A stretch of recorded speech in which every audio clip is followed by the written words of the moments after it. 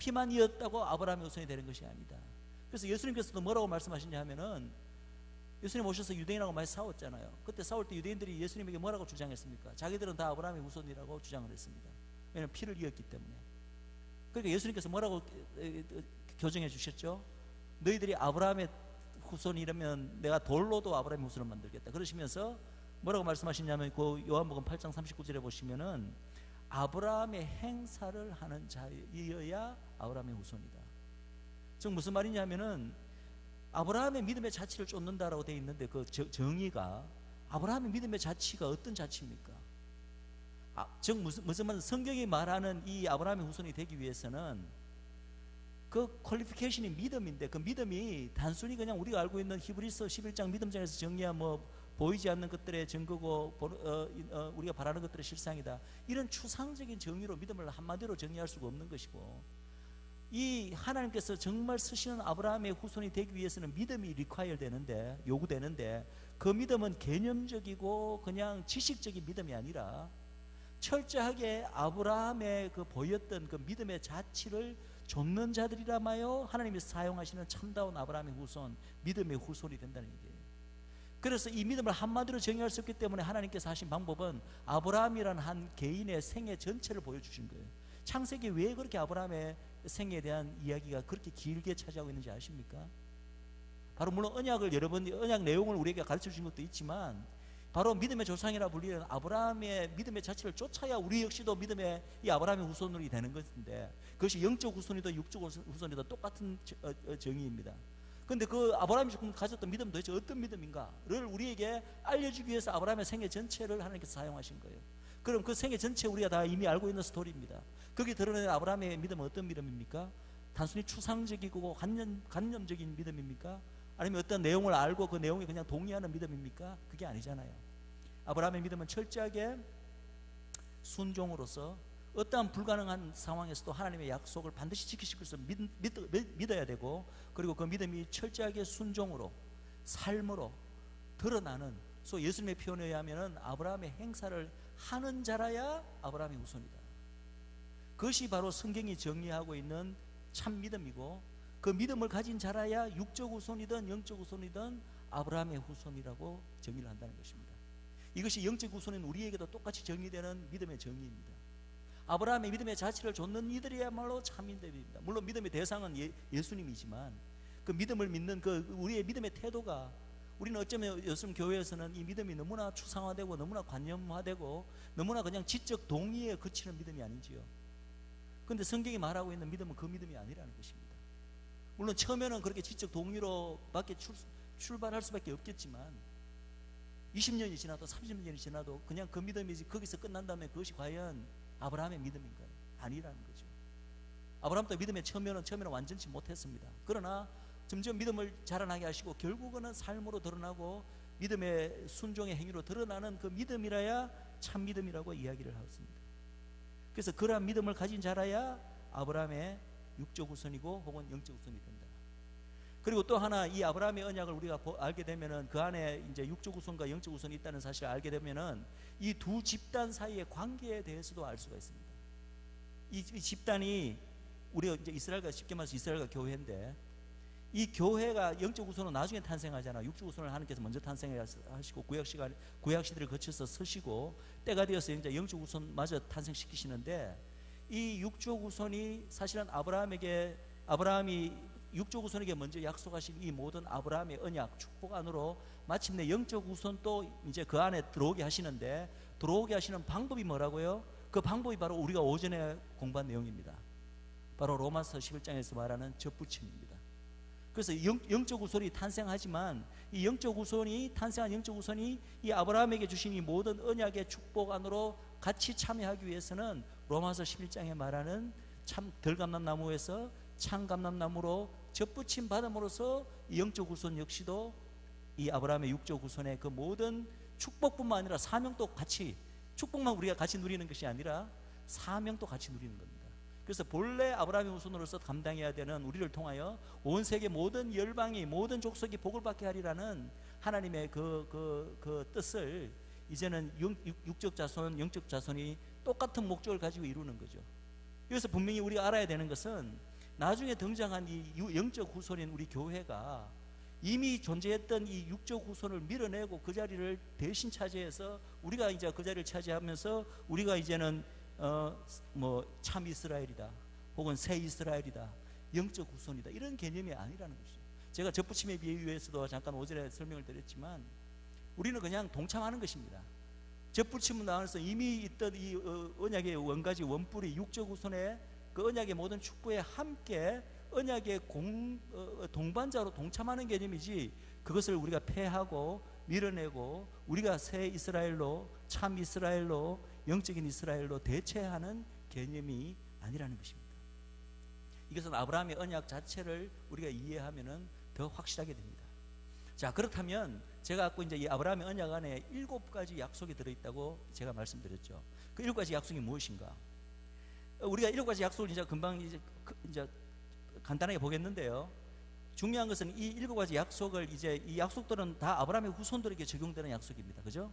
그런데 이 약속들을 7가지 약속을 적용시킬 때 우리가 하나는 알아야 되는 게 뭐냐면은 같이 적용은 되는데 적용되는 양식이, 방식이 조금은 차이가 난다는 것입니다.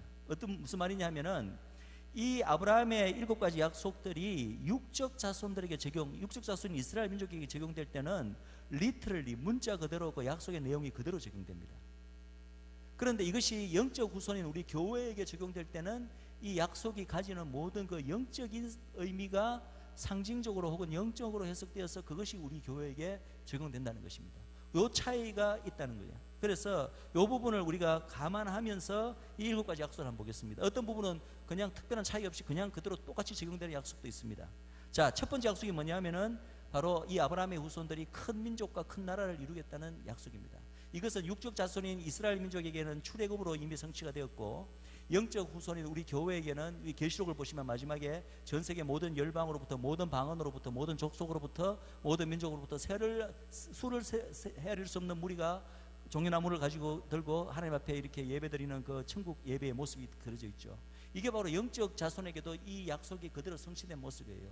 지금 교회에는 한 사람이 예수 믿고 새로 믿고 영접하고 하나님의 자녀가 되는 순간 계속해서 영적 자손의 수는 지금 불어나고 있습니다.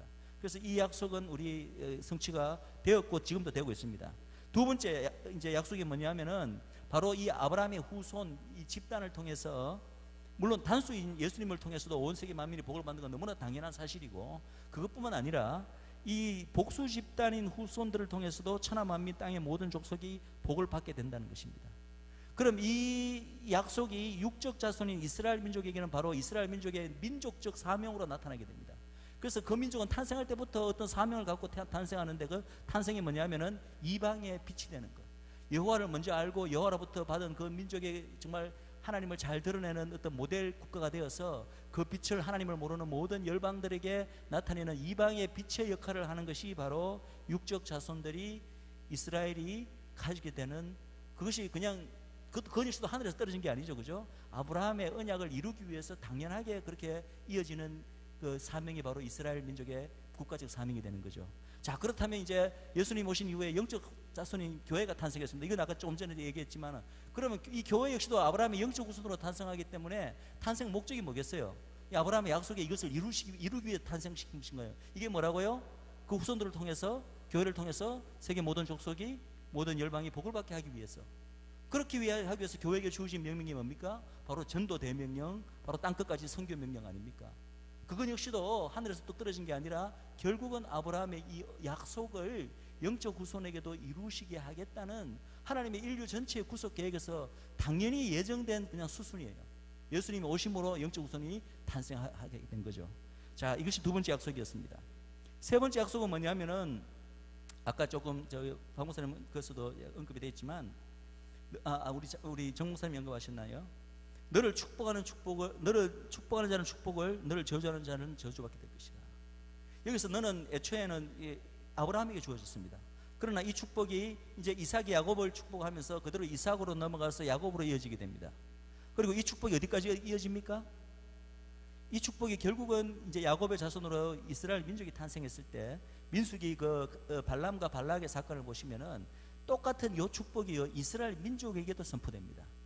그래서 결국은 누구든지 이스라엘 민족을 축복하는 자를 내가 축복하겠고 저주하는 자를 저주하겠다는 이 이스라엘 민족 전체에 대한 하나님의 약속으로 이어지게 됩니다. 그런데 이 약속이요, 결국은 아브라함에게 주신, 아브라함의 후손에게 주신 약속이에요. 아브라함 개인을 통해서 그 후손인 복수 집단에게까지 이 약속이 이어진 거죠. 그런데 중요한 것은 아브라함의 이 언약이 영원한 언약이고 무조건적인 언약이기 때문에 이 당시뿐만 아니라 이스라엘 민족 그 민수기 당시, 그 당시만 이 약속이 유효한 게 아니라 중요한 것은 지금 또 이 약속을 하나님께서는 신실하게 지키고 계시다는 것입니다. 이 약속이 육적 자손인 이스라엘 민족에게 지금도 하나님께서는 여전히 이 약속을 지키고 계십니다. 이스라엘을 축복한 자를 축복하겠고 저주하는 자를 저주하겠다. 아까 아마 정 목사님이 영국 얘기를 하셨죠. 그죠? 영국 이야기가 왜 어떤 맥락에서 그 이야기를 하시냐면은 바로 이 약속이 유효하다는 하나의 증거가 바로 대영 제국에 대한 그런 역사적 그런 상황입니다. 그래서 중요한 것은 이 약속이 육적 자손인 이스라엘 민족에게 원래 주어졌는데 그 약속이 끝난 것이 아니다. 예수님 초림 이후로 끝나버린 게 아니라 이 약속은 지금도 하나님께서 신실하게 지키고 있다. 그래서 이스라엘을 축복하는 자 혹은 저주하는 자가 그것이 개인이든 혹은 어떤 단체든 한 민족이거든 한 제국이든 하나님께서는 이 약속을 신실하게 지키고 있다는 그것을 너무나 많은 증거들을 우리가 성경 안에서도 찾을 수 있고 실제로 역사적인 실예로도 찾을 수가 있습니다. 그럼 이 약속은 육적 자손에게만 적용되는 약속이 아니죠. 당연히 영적 자손인 우리 교회에게도 적용됩니다. 그래서 하나님을 모르는 자들이 우리 하나님의 백성인 우리 교회를 핍박하고 저주하면 하나님께서 그걸 가만두고 보지 않으시죠. 믿지 않지만 우리 하나님의 백성들인 교회를 축복하는 자를 하나님께서도 축복해 주십니다. 이런 것은 아마 주위에 너무나 많은 간증을 여러분들이 가지고 계실 것입니다. 중요한 것은 이 약속이 우리 교회에게 적용시키는 것은 너무나 우리가 편하게 우리에게 적용시키는데, 중요한 것은 이 약속을 전 민족 원래 주어진 그 이스라엘에게는 우리가 한 번도 적용시키지 않았다는 거예요. 중요한 것은 이 약속이 지금 또 그들에게도 유효하다는 것을 깨닫는 것이 너무나 중요합니다. 자, 네 번째 약속입니다. 네 번째 약속은 뭐냐면은 바로 아브라함의 후손들이 대적의 문을 취하게 될 것이다. 이것은 물론 단수 후손인 예수님 및 십자가 승리를 통해서 대적의 문을 취한 것으로도 우리가 설명을 하지만, 이 약속은 사실은 복수 집단인 이스라엘과 우리 교회에게도 똑같이 주어진 약속이에요. 그래서 우리가 이 약속, 이러한 대적에 대해서, 우리의 원수에 대해서 승리를 거둘 수 있는 근거는 결국은 그 단수이신 예수 그리스도의 십자가의 승리 안에서 그것을 근거로 우리 역시도 승리를 거두게 됩니다. 재밌는 것은 여러분, 이 약속이 언제 주어진지 아십니까? 창세기에 보시면 이 아브라함의 7가지 약속들이 이제 다른 시기에 주어지는데, 이 약속이 주어진 시기가 창세기 22장 사건이에요. 22장 사건 뭐냐면은 여러분 다 아시는 아브라함이 이삭을 모리아산에 바치는 사건입니다. 죽일 뻔했는데 하늘에서 사자가 그만둬라 해서 마지막 순간에 이제 이삭이 살아나잖아요. 그런데 사실은 그 사건이 뭘 영적으로 예표하는지 여러분 다 아시잖아요. 그건 바로 예수 그리스도의 십자가 사건을 예표합니다. 이 이삭이 실제로는 목숨을 건졌지만 사실은 죽은 거랑 다름없잖아요. 그죠? 이미 죽었다가 그 죽은 이삭을 다시 살린 거나 다름없다고요. 그것 자체가 바로 이 아브라함은 하나님의 마음을 예표하고 그 하나님께서 독생자인 예수 그리스도를 우리를 위하여 내어주신 그 사건을 예표하는 것이 바로 이삭을 모리아산에 바치는 사건인데, 이것이 십자가 사건을 예표하는 게 맞는데 놀랍게도 그 직후에 하나님께서 너희가 대적의 문을 너희 후손이 취하리라는 약속을 주셨다는 거예요. 왜 이 약속을 그 앞에 하나님이 여러 번 나타나실 때는 주지 않으시고 그 시점에 주셨을 거예요? 한번 생각해 보십시오. 그게 바로 십자가 사건을 예표하기 때문에 그렇습니다. 우리가 대적에 대해서 우리가 승리를 할 수 있는 근거가 뭡니까? 법적 근거가 뭡니까?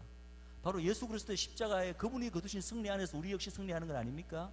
그러니까 이분이 그 예수님의 십자가 사건을 예표하는 그 모리아산 사건을 겪고 난 다음에 이 사건이 처음으로 아브라함의 이 약속이 주어지는 것이 결코 우연이 아니라는 것입니다. 바로 이때 바로 이 약속이 주어지기로 모든 것이 미리 예정되어 있다고 저는 믿습니다. 자, 그리고 다섯 번째 약속이 뭐냐 하면, 아브라함의 후손들에게 주신 약속이 뭐냐 하면은 너희가 바로 아브라함의 본을 따르는 그 믿음을 가진 너희 후손들은 바로 하나님 앞에 의롭게 된다는 약속입니다. 쉽게 말해서 믿음으로 의롭게 된다는 약속이죠. 이것은 아브라함 개인의 그 믿음만 보시고 하시는 것이 아니라 아브라함의 믿음의 발자취를 좇는 모든 아브라함의 후손들에게 주어진 약속입니다. 믿음으로 의롭게 되는 것. 여러분 믿기 어렵게 되는 게 이게 뭐 예수님 이후에 혹은 종교개혁 이후에 마르틴 루터에 의해서 오직 믿음으로 하나님 앞에 구원받고 어렵게 된다는 것이 그때 처음 나온 게 아닙니다. 사실은 그 마르틴 루터의 그 말조차도 하박국서의 말씀을 인용한 것이고, 그보다 더 이전에 이미 아브라함 때부터 오직 우리가 하나님 앞에서 어렵게 되는 것은 오직 믿음으로만 어렵게 된다는 이 원리가 신학적 원리도 아니고 종교개혁의 원리도 아니고 벌써 구약 때 벌써 이 말씀이 주어졌다는 거예요. 사실은 더 따지고 보면요, 이 아브라함 때 처음 주어진 것도 아니에요. 더 그절로 보면은 가인과 아벨 사건 때도 보면 아벨의 그 믿음을 보시고 하나님께서 어렵다는 말씀을 하십니다. 그래서 오직 믿음으로 하나님 앞에 어려워지는 이 원리는 신약의 원리도 아니고 바로 성경 전체, 처음부터 성경 전체를 관통하는 바로 우리가 어떻게 하나님 앞에 구원을 받고 어려운 백성이 될 수 있는가의 원리가 벌써 이 아브라함의 언약 안에도 나타나잖아요. 그래서 이 아브라함의 그 단수 그 부분이 메시아이기도 하고, 그 단수를 통하여 온 세계 모든 만방의 복을 얻으리라. 오직 믿음으로 어려워지는 이 모든 우리가 알고 있는 게 다 복음의 원리 아닙니까? 이 복음의 원리가 다 벌써 어디에 다 발견되는 거예요? 이 아브라함의 언약 7가지 약속 안에 벌써 이 복음에 우리가 알고 있는 모든 원형들이 되어 다 발견되잖아요. 그런 이유로 사도 바울이 이 아브라함의 언약을 가리켜 갈라디아서에서 아브라함에게 미리 전해진 복음이라고 이야기한 것이 여러분들이 이제는 이해할 수 있을 것입니다. 자, 그리고 6번째 이제 언약이 바로 메시아 언약인데, 모든 나머지 그 약속들은 영적 후손은 영적 후손대로 육적 후손들에게 다 적용되는데, 이 메시아가 태어나게 될 것이라는 이 약속 하나만은 오직 육적 후손들에게만 약속된 거예요. 그래서 오직 육적 혈통인 이스라엘을 통해서만 바로 단수인 그 후손 메시아가 장차 태어나게 될 것이다. 이것은 뭐 더 이상 제가 설명할 필요가 없겠죠. 그리고 마지막에 이제 제일 중요한 아브라함의 언약 가운데 포함된 7가지 약속 중에서 가장 중요한 약속이 바로 땅에 대한 약속입니다. 이 땅에 대한 문제는 참 너무나 민감하고 정치적으로도 많이 얽혀 있어요. 민감하고, 제가 이 사실 언약 부분을 이번에 팔레스타인에 있는 저희 왕에게한 그 신학교에 가서 팔레스타인 크리스찬들을 대상으로 이것을 강의했습니다. 강의를 했는데 언약의 구조, 언약이 영원하다, 일방적이다, 그리고 언약의 후손이 이스라엘이다, 그리고 7가지 이런 약속이 있다, 다 이야기할 동안에 이 팔레스타인 사람들이 그냥 그렇지 성경 말씀이니까 다 수긍하고 잘 받아들였어요. 근데 쭉 이 설명하다가 땅의 약속 7번째 딱 가서 이 땅의 약속 때문에 이스라엘 민족은 바로 이 땅에 대한 권리가 있다, 그들이 이 땅의 주인이라고 했을 때 그들이 거기서는 딱 이게 막히는 거예요. 딴 건 다 받아들여 놓고는 거기서는 이게 당장 이게 이제 성경 말씀은 분명한데 그걸 잘 못 받아들이더라고요. 그래서 그래도 대다수는 그냥 하나님 말씀이 그러니까, 하나님 사랑 예수 믿는 크리스찬들이니까 고개를 끄덕끄덕 하는데, 두 사람은 그걸 좀 반발을 했습니다. 저는 그것만 해도 참 감사했는데, 나머지가 받아들인 것만 하더라도 이 땅의 약속이 주어졌는데, 이 약속 역시 육적 후손인 이스라엘과 영적 후손에게 공이 적용되는데, 적용되는 맥락이 조금 차이가 나는 게 이제 여기서 차이가 납니다. 예를 들어서 아까 말씀드렸죠. 이 모든 약속은 문자 그대로는 이스라엘에게 적용된다. 그죠? 그럼 육적 후손인 이스라엘은 사실은 이 땅의 경계를 하나님 여러 차례 이렇게 정해 주셨잖아요. 그 땅의 소유권은, 그 땅의 거주권은 이스라엘에게 있는 거예요.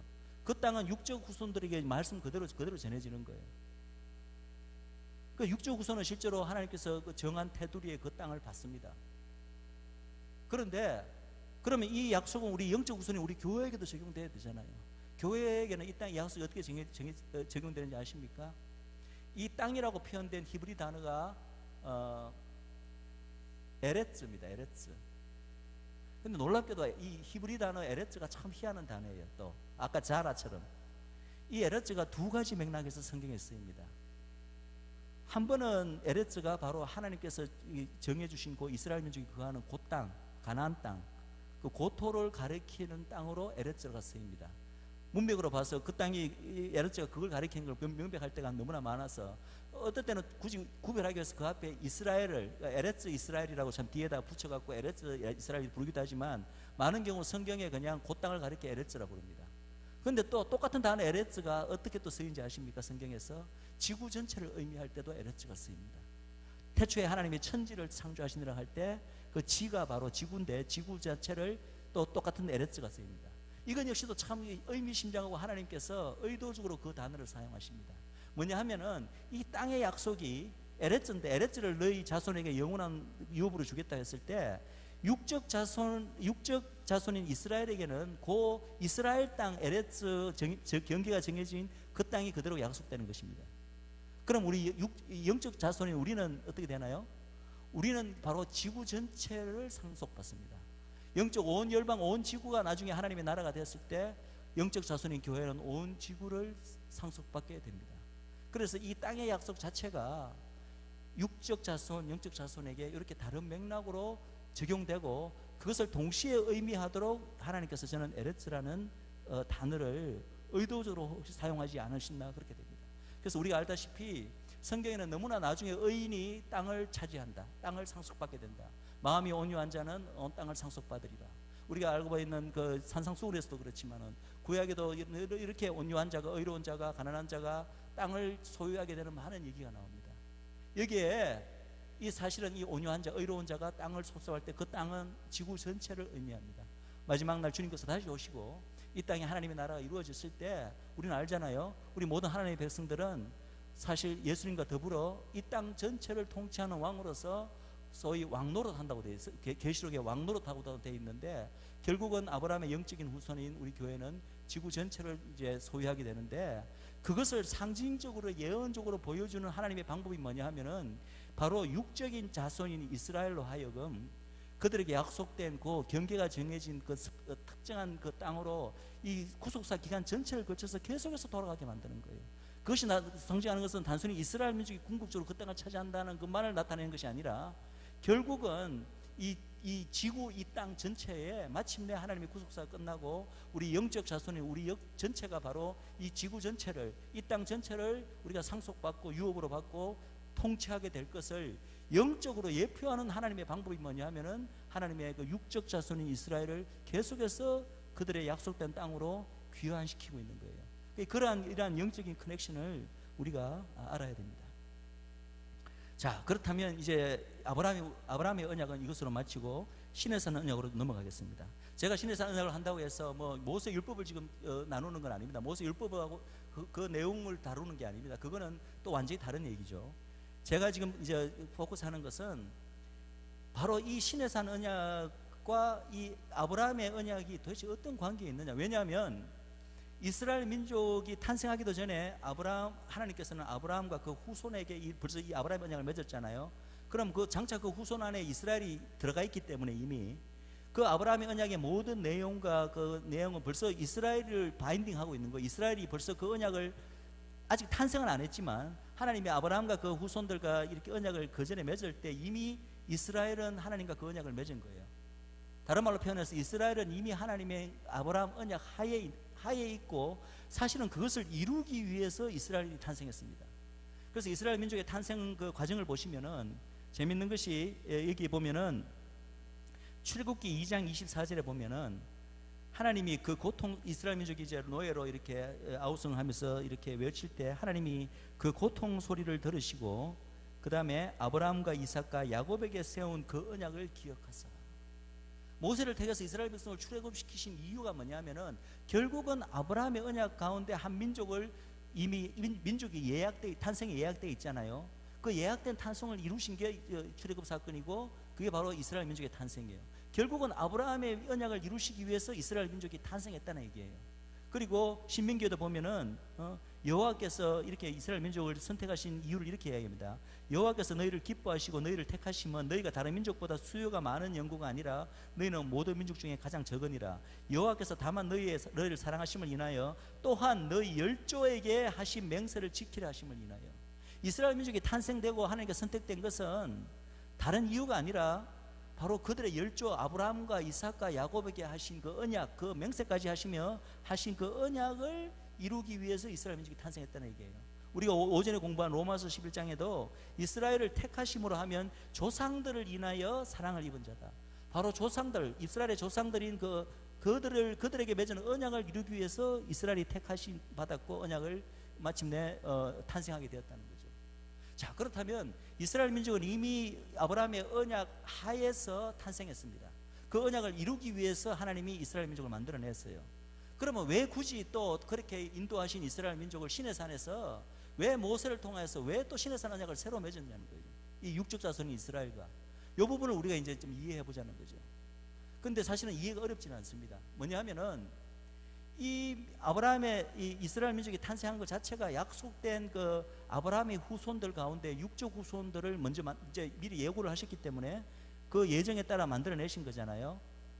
근데 우리가 금방 우리가 살펴봤지만 이 아브라함의 후손이 되기 위해서는 그것이 육적 후손이든 영적 후손이든 아무나 되는 게 아니잖아요.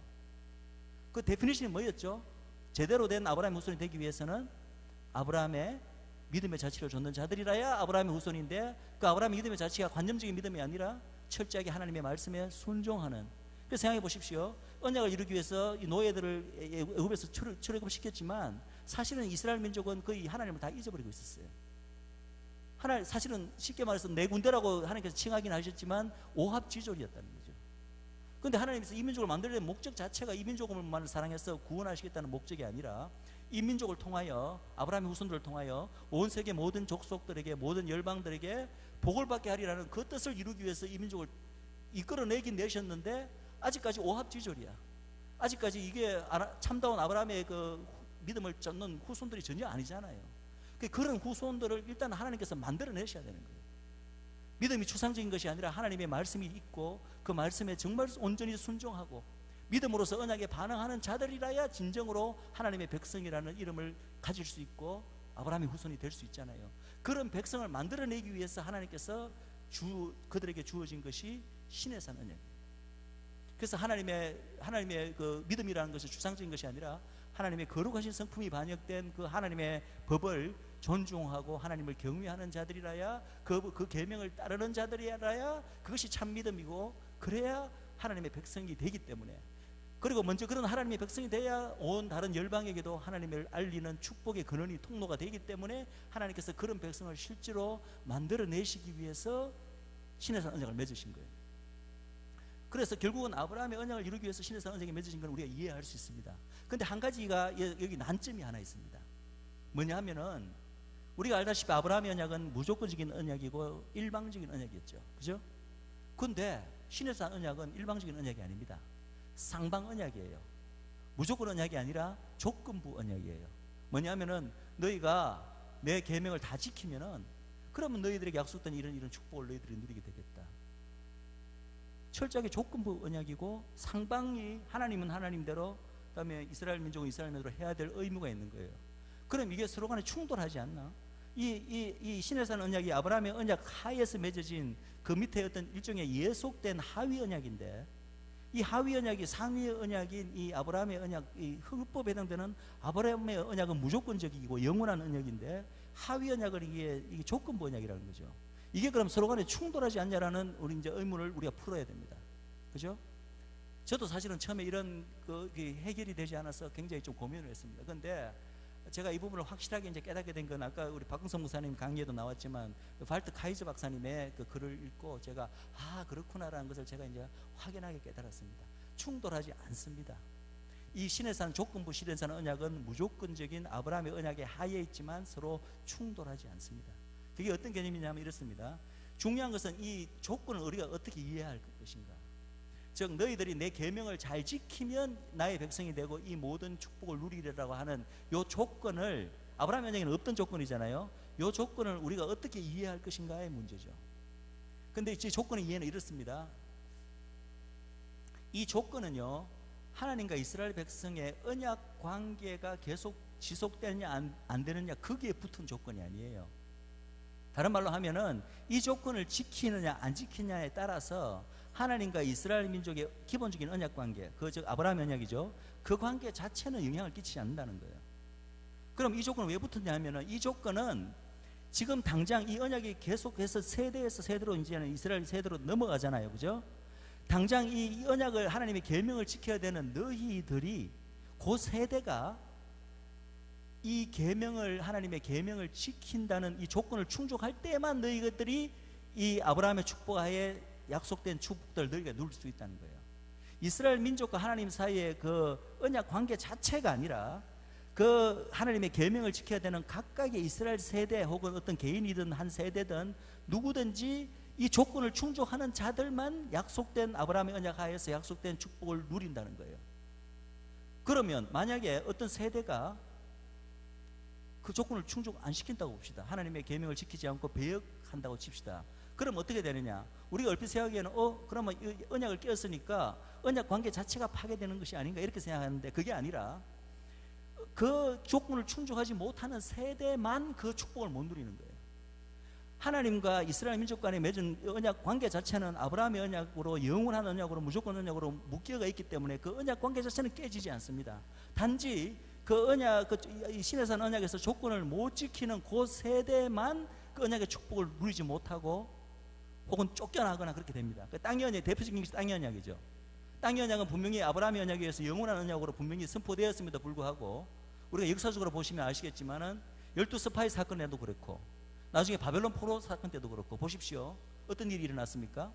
12스파이 사건 때도 그 언약을, 하나님의 언약을 어긴 그 12스파이 사건 때문에 어긴 그 세대, 1세대가 어떻게 됐습니까? 결국 가나안 땅에 들어가는 것이 언약의 축복을 누리는 건데 그 축복을 못 누렸잖아요. 그러면 하나님께서 이스라엘 민족과의 언약 관계 자체가 그냥 깨진 것입니까? 아니죠. 불순종한 세대만 그 축복을 못 누리고 다 광야에서 죽었고, 그 다음 세대는 결국은 하나님께서 언약 관계를 이어갔기 때문에 이스라엘 민족과 그 다음 세대는 가나안 땅에 들어갔잖아요. 마찬가지예요. 우리가 그 바벨론 포로 때도 너무나 그 남유다의 그 어떤 악함 때문에 하나님께서 이 민족을 이제는 이제 쫓아내기로 하십니다. 그 땅에서. 그것은 그 하나님께 불순종하는 그 패역한 세대에 대한 하나님의 징벌일 따름이지 이스라엘 민족과의 언약 관계 자체를 깨는 행위는 아니었다는 거예요. 무슨 말인지 이해하시죠? 그래서 하나님께 배역한 그 세대들은 바벨론으로 다 포로로 잡혀가서 그 땅이 있을 하나님의 축복을 못 누리게 됩니다. 그러나 때가 되어서 그 다음 세대는 어떻습니까? 70년이 지나서 그 다음 세대들은 하나님께서 다시 그 땅으로 들이시잖아요. 이 말은 무슨 말이냐 하면은 땅의 언약이 영원한, 이스라엘 민족과 맺은 땅의 언약이 영원하기 때문에 순종하는 세대는 다시 그 땅으로 돌아가는 거예요. 그래서 제가 이제 이것을 제가 최대한 알기 좀 이해하기 쉽도록 나름대로 이렇게 교재에 표현을 해놨습니다. 그래서 시내산 언약에서의 조건은 약속 자체의 존속에 붙은 것이 아니라 단지 이스라엘 자손 중 누가 언약의 축복을 누릴 것인가에 대해서 붙여진 것이다. 그래서 조건을 지킴으로써 언약의 믿음과 순종으로 반응하는 자들 혹은 세대들만이 언약의 수혜자가 될 수 있다. 만약 한 세대가 불순종하면 그 세대는 언약의 축복에서 제외된다. 그러나 이스라엘은 영원하고 무조건적인 일방적인 아브라함의 언약하에 있으므로 이스라엘과 하나님의 언약 관계 자체는 결코 취소되지 않으며 순종하는 다음 세대를 통해서 하나님의 언약은 계속해서 이어진다.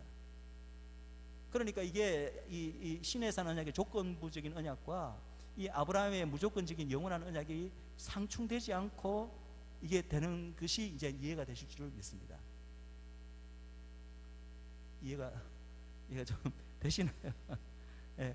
근데 이제 제가 마지막 한 가지 중요한 게 뭐냐 하면은 여기서 이제 굉장히 중요한 하나의 개념이 나옵니다. 이스라엘의 남은 자입니다. 생각해 보십시오.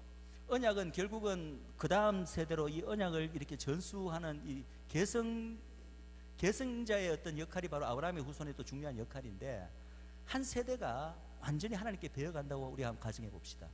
한 세대가 완전히 배역을 해버리면은 하나님은 그걸 그냥 무시하고 모른다 하실 수가 없는 친구이기 때문에 그 세대를 징벌하십니다. 혹은 뭐 멸하기도 하십니다. 그럼 한 세대가 완전히 멸해져 버리면은 이 언약이 어떻게 그 다음 세대로 넘어가나요? 이 아브라함의 후손들은 언약의 계승자의 역할을 해야 되는데, 그래서 하나님이 정하신 방법이 뭐냐 하면은 그게 바로 이스라엘의 남은 자예요. 그게 바로 언약의 줄기입니다. 하나님께서는 언약을 면면히 이스라엘과 이어가기 위해서 비록 배역하는 세대가 있더라도 하나님의 말씀에 순종하고 믿음으로 그 언약에 반응하는 그 소수의 그룹을 항상 남겨놓으시고 그 그룹을 담보로, 그 그룹을 통하여 그 다음 세대로 언약 관계를 계속 이어나가시는 거예요. 이들이 바로 아브라함의 후손이고 이게 바로 이스라엘에서는 이스라엘의 남은 자입니다.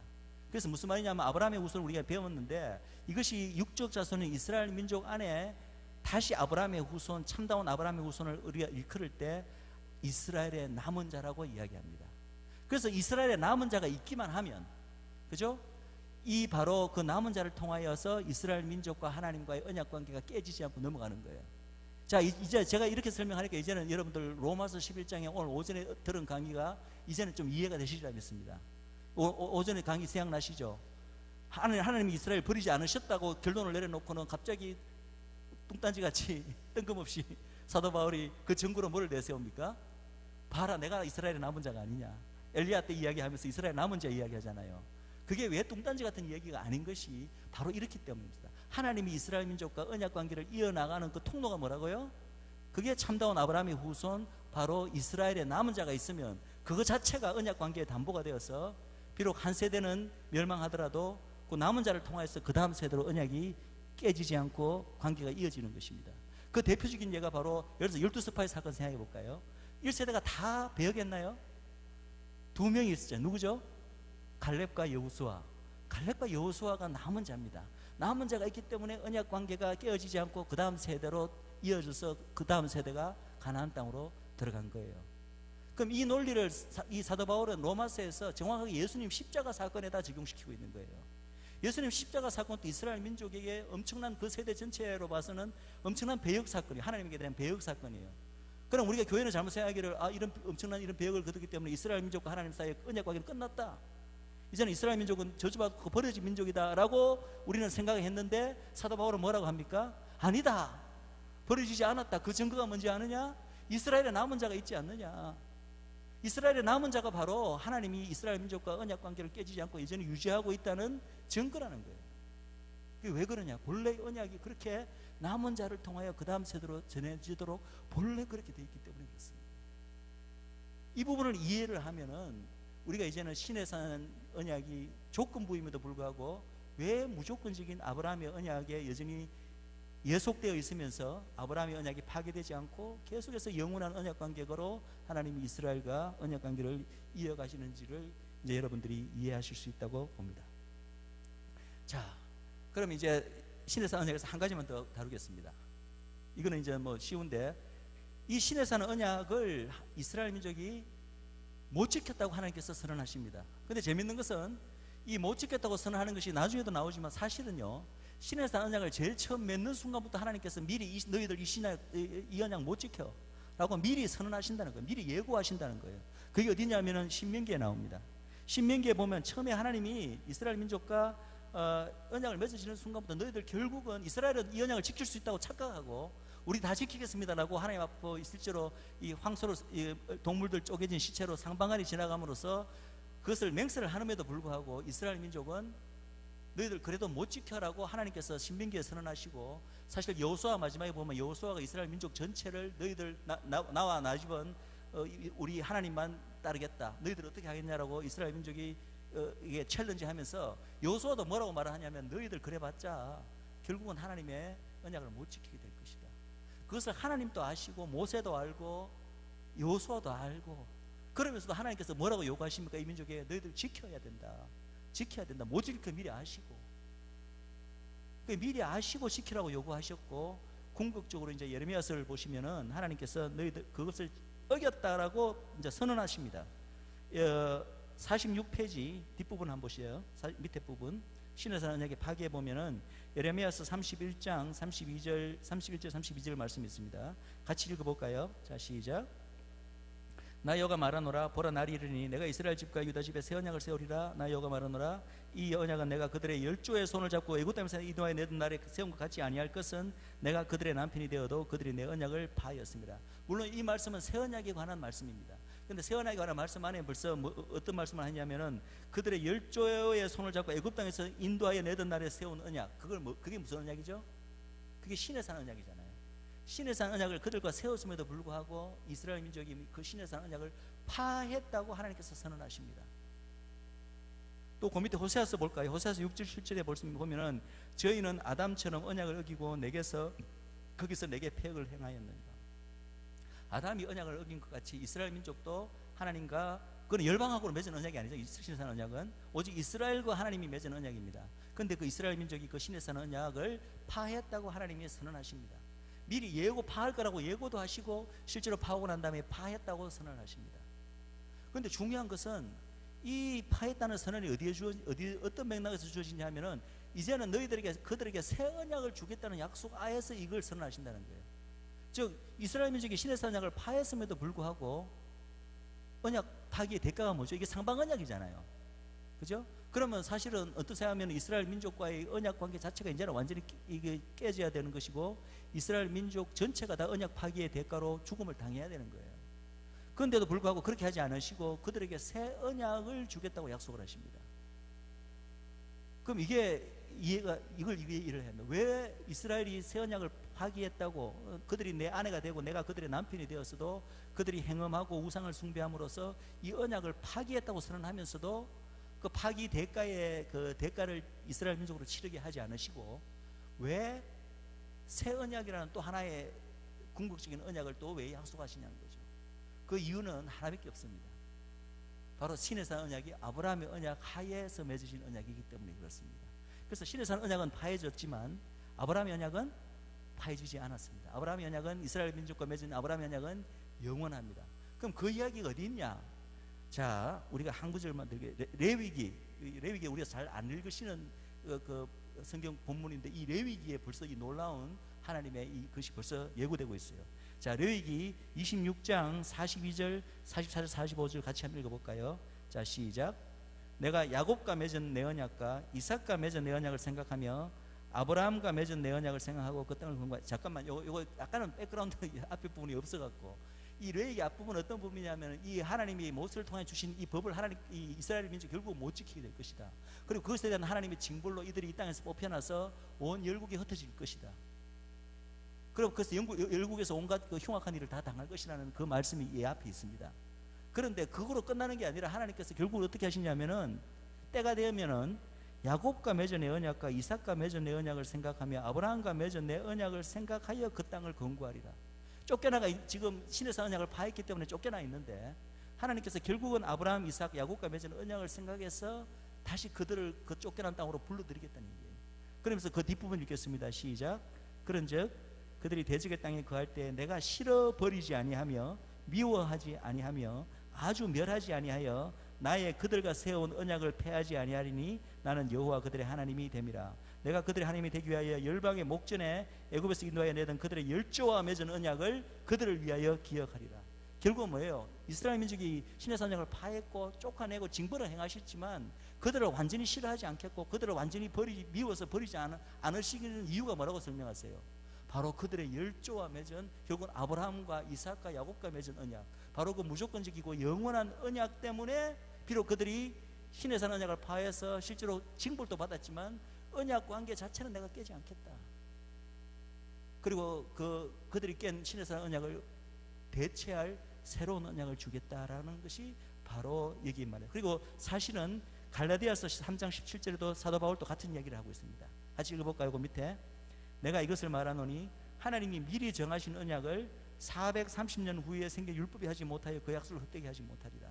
이때 하나님이 미리 정하신 언약을 뭘 가르칩니까? 이게 바로 아브라함의 언약, 영원한 언약이에요. 아브라함이 430년 아브라함과 맺은 언약이기 때문에 비록 그들이 430년 후에 시내산에서 맺은 이 언약을 깼지만 그때 그 깬 것이 이 아브라함의 언약을 무효화시킬 수가 없다는 말을 갈라디아서에서 사도 바울이 하고 있는 것입니다. 그래서 이제 이것이 바로 이스라엘이 시내산 언약을 분명히 파했음에도 불구하고 멸해지지 않고 새 언약이라는 궁극적으로 아브라함의 언약을 성취하기 위해서 하나님이 궁극적으로 주시는 언약을 이스라엘 민족 전체에게 받게 되는 이유가 바로 여기에 있습니다. 자, 그렇다면 우리가 마지막으로 하나 물어봐야 될 것은, 하나님께서 시내산 언약을 미리 다 파할 것을 아셨으면서 그러면 처음부터 그러면 새 언약을 바로 이스라엘 민족에게 왜 궁극적인 아브라함 언약을 성취해서 새 언약을 바로 주시지? 그 말은 예수님께서 굳이 구약 시대를 거치지 않고 바로 좀 일찍 오셔서 이스라엘 민족에게 메시아로 오시지? 왜 이런 실패의 과정, 신의 언약을 지키라고 일단 줘놓고 그들이 지키겠다고 또 하나님께 약속하고 결국 못 지키고 파괴되는 이러한 실패의 과정을 하나님은 미리 다 아셨으면서 왜 이스라엘 민족을 하여금 이 실패의 과정을 거치게 하셨을까? 라는 질문이 당연히 생기잖아요. 여러분도 그런 질문 생기시죠? 여기에 바로 하나님의 구속사적인 목적이 있다고 저는 봅니다. 하나님께서는 당연히 미리 아십니다. 이스라엘 민족이 신의 언약을 결국 못 지키게 될 것을 아십니다. 그러나 그것을 누군 모르냐면 이스라엘 민족 스스로 몰라요. 이스라엘 민족은 하나님이 이걸 끝까지 잘 지켜봐라 라고 했을 때 자기들은 지킬 수 있다고 착각하는 겁니다. 그런데 그들이 그것을 지키려고 한 게 뭐죠? 그들의 가진 모든 인간적 노력으로 어떤 외부적인 행동으로 최대한도 자기들의 최선의 어떤 성의를 다해서 최고 베스트 인텐션으로 그 모세의 언약을, 그 법을 다 지키려고 해봅니다. 자기들은 지킬 수 있을 줄 알고. 그리고 실제로 그 유대 지도자들은 예수님 오셨을 때 자기들은 잘 지키고 있다고, 자기들은 하나님의 백성이라고 착각하고 있었죠. 그런데 예수님께서 뭐라고 질타하셨어요? 너희들 모세 율법 지키고 있다고 생각하느냐? 아니다. 너희들 모세 율법 제대로 못 지키고 있다. 모세 율법 전체의 그 총괄한 그 두 가지 언약이 뭐였습니까? 율법이 하나님 사랑, 이웃 사랑. 그거 하시면서 너희들이 정말 이 모든 행위적인 율법 말고 하나님을 정말 그렇게 사랑하고 이웃을 내 몸까지 사랑하는, 그것이 모세 율법 전체에 담긴 것, 토라에 담긴 정신인데, 그것을 너희들이 정말 지키면서 이 모든 것을 모세 율법을 지키고 있느냐? 너희들은 착각하고 있는 것이다. 너희들은 제대로 토라도 못 지키고 모세 율법도 못 지키고 있다라고 예수님께서 설파하신 거예요. 근데 그것을 하나님은 미리 아셨어요. 왜 못 지키죠? 이스라엘 민족이 특별히 악했어? 패역했어? 목이 곧았어? 가장 근본적인 문제가 뭡니까? 메시아가 없기 때문이에요. 메시아가 와야 이스라엘 민족은 예수님 올 때까지 아무리 자기들이 성스러운 삶을 나름대로 산다 해도 다 뭡니까? 죄인이에요. 속 사람이 하나도 바뀌지 않은, 속으로서 완전히 부패한 죄인이잖아요. 죄 문제를 안고 있는 인간이 그 문제를 해결하기 전에, 메시아가 와서 그 문제를 해결하기 전에 하나님의 그 거룩한 법의 요구, 단순히 행위적으로만 지키는 것이 아니라 하나님을 정말 그렇게 사랑하고 이웃을 냉고하지 사랑하는 까지 해서 그 모든 계명을 지켜야 하나님의 거룩한 법의 요구에 도달할 수 있습니다. 그런데 그것은 하나도 안 지키고 행위적으로만 지키면서 자기들은 하나님의 요구에 도달했다고 생각하면서 지키려고 생각하는 것 자체가 애초에 어불성설, 불가능한 도전이었다는 거죠. 그래서 하나님께서 미리 아시지만 누구는 모르냐면 이스라엘은 모르고 있는 거예요. 그래서 하나님께서는 이스라엘로 하여금 그것을 경험하고 정말 자기들 스스로의 힘으로는, 노력으로는 어떻게 해도 하나님의 이 거룩한 요구에 도달할 수가 없고, 오직 그들에게는 새로운 언약, 외부적인 도움, 하나님으로부터의 초자연적인 도움, 어떤 메시아적 존재가 그들에게 와야지만 비로소 그들이 하나님의 거룩한 법의 요구에 도달할 수 있다는 것을 깨닫게 해주려고. 그런데 이 깨닫게 해주는 것이 이스라엘 민족에게만 깨닫게 해주는 것이 아니라, 이스라엘 민족은 온 열방을 대표하여 하나의 대표 케이스로 하나님께서 한 민족을 쓰신 거예요. 이스라엘 민족 그 자리 대신에, 예를 들어서 우리 한 민족이 지금 뭐 세상 열방의 어느 한 민족을 그 자리에 대신 갖다 놓고 똑같이 이 모세 때 그런 요구를 했다고 생각해 보세요. 그럼 이스라엘 민족이 아니고 다른 민족은 그걸 지킬 수 있을 것 같습니까? 이스라엘 민족이 특별히 목이 곱고 악해서 그런 게 아니라, 이스라엘 민족은 전 세계의 모든 인류 앞에서 본보기로, 메시아가 오기 전에는 그리스도가 없다면, 우리 인간의 속사람부터 완전히 바뀌는 이런 트랜스포메이션이 없다면 하나님의 거룩한 요구는 우리의 인간적 노력만으로는 결코 지킬 수 없음을 온 세계 전체 앞에서 그것을 대표해서 데몬스트레이션 보여준 역할이 바로 이스라엘 민족입니다. 하나님께서는 이런 과정이 인류 구속사에 필요하다는 것을 미리 아셨기 때문에 이스라엘이라는 한 민족을 통하여 그것을 실질적으로 보여주신 거예요. 그래서 철저하게 이스라엘이 실패하고 그것을 보여주고 난 다음에 마침내 때가 됐을 때 마침내 짠 하고 등장하신 분이 누굽니까? 바로 우리 예수 그리스도. 마침내 이제 참 언약이고 참 메시아가 오신 거죠. 지금 사실은 세 가지 언약 중에 이제 두 가지 언약을 우리가 다뤘습니다. 아브라함의 언약과 이 신의 산 언약, 그리고 그 두 언약과의 관계도 제가 말씀드렸고, 그리고 이 신의 산 언약에 주어진 그 실패가 미리 예고되었음에도 불구하고 하나님이 주어주신 인류 구속사 전체의 입장에서 본 그 목적과, 그 다음에 이 신의 산 언약이 결국은 깨지고 난 다음에 마침내 새 언약이 약속됐다는 요까지 이야기가 했습니다. 궁극적으로 이제 우리가 결국 이 모든 이 논의가 이스라엘 민족이 궁극적으로 왜 회복되느냐를 언약적으로 지금 보기 위해서 한 거잖아요. 그것은 바로 결국은 새 언약 때문이에요. 이 새 언약이 마침내 이스라엘 민족에게 주어졌는데 이 이스라엘 민족에게는 아직 이것이 성취가 되지 않았습니다. 그래서 이제 새 언약을 우리가 온전히, 이스라엘 민족에게 주어진 새 언약이 어떠한 것인가를 우리가 온전히 이해하고 다 보면, 왜 이스라엘 민족이 마지막에 온 이스라엘이 구원을 얻으리라, 그런 하나님께서, 바울이 그렇게 로마서에서 선포하는지 그 이유가 성경적으로 이제는 이해가 됩니다. 단순히 그냥 무조건 받아들이는 차원이 아니라 이 언약의 구도 안에서 왜 이스라엘 민족의 회복이 결국은 일어나야 되는가가 성경적으로 이해가 됩니다. 그런 작업을 이제 우리가 지금 조금 해하고 있는 건데, 지금 시간상 제가 지금 이제 새 언약 마지막 세 번째 파트가 남았는데 그것까지 다 하면은 최소한 30분은 더 걸릴 것 같아요. 그래서 제가 내일 한 강의가 남아 있기 때문에 새언약에 관한 부분은 내일 제가 계속하고 지금은 여기서 강의를 마치도록 하겠습니다.